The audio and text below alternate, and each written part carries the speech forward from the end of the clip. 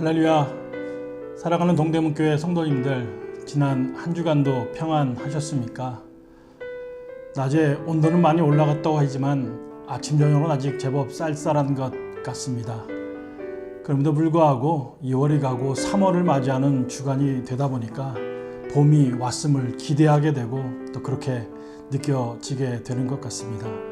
사순절 두 번째 주간을 맞이하는 이번 주에 우리가 함께 읽고 또 묵상하실 말씀은 마태복음 18장 21절부터 21장 11절까지의 말씀입니다. 이 말씀 가운데 우리가 주의 있게 살펴봐야 될 몇 가지 사항들을 말씀드리면, 먼저 28장 1절 지난 금요일날 보셨을 말씀을 보면 28장의 말씀은 천국에서 누가 크냐고 묻는 제자들의 질문에서 시작되었음을 보여주고 있습니다. 그랬더니 예수님께서 그 답변을 하시는 가운데 18장 21절부터 용서에 대한 얘기가 나오고 있습니다. 베드로는 호기 좋게 7번쯤 용서하면 되는 것 아닙니까? 라고 이야기를 하지만 예수님은 다른 얘기를 하시는 거죠. 그것보다 더 지나서 70번씩 7번까지라도 용서하라고 하시면서 더 놀라운 얘기를 해주고 있는 것입니다. 헬라어 원문을 보면 이것이 77번 용서라고도 이해할 수가 있겠고, 또 70번씩 7번이니까 490번쯤 용서하면 되냐라고 생각할 수도 있겠지만 사실은 그렇지 않다라는 것이죠. 몇 번이냐, 한 번이냐, 10번이냐, 490번이냐 세어보는 순간 그 용서의 의미는 퇴색되게 마련이다라는 것입니다. 용서를 할 때는 그 마음에 은혜로운 마음을 갖고 자비로서 상대방을 대해야 될 필요가 있는 것이죠.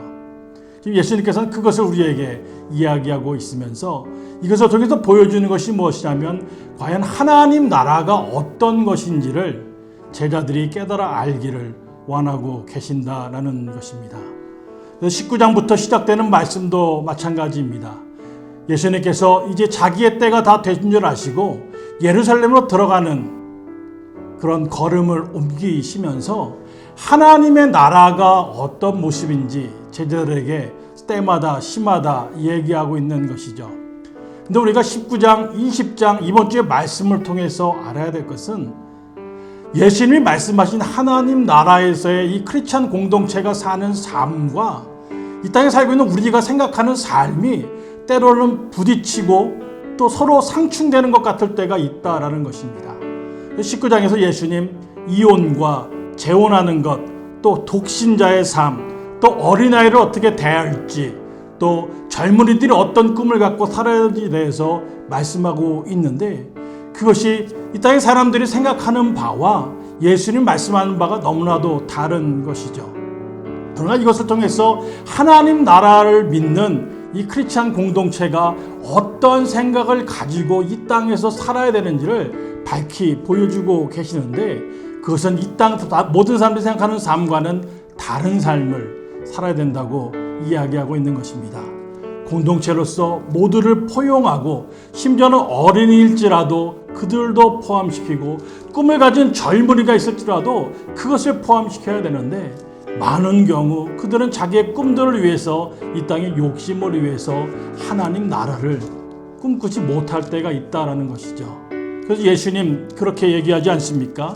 과연 누가 이러한 하나님 나라를 들어갈 수 있을까 얘기할 때 사람으로서는 할 수 없지만 하나님으로서는 하실 수 있다라고 얘기하면서 하나님 나라를 꿈꾸는 자는 이 기독교 공동체 안에서 함께 그 하나님의 은혜를 기억하면서 이 땅과 다른 삶을 살아내야 됨을 이야기하고 있습니다. 20장에 들어가서 그 예로서 포도원의 비유를 이야기하고 있습니다. 이 내용에 대해서는 몇 주 전 담임 목사님께서 설교 때 예화를 들으신 것이죠.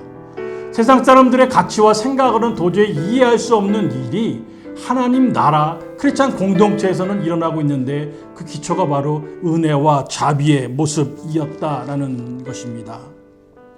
그러나 이러한 일들을 제자들조차도 깨닫지 못했다라는 것이 우리 아픔이고 문제가 되는 것이죠.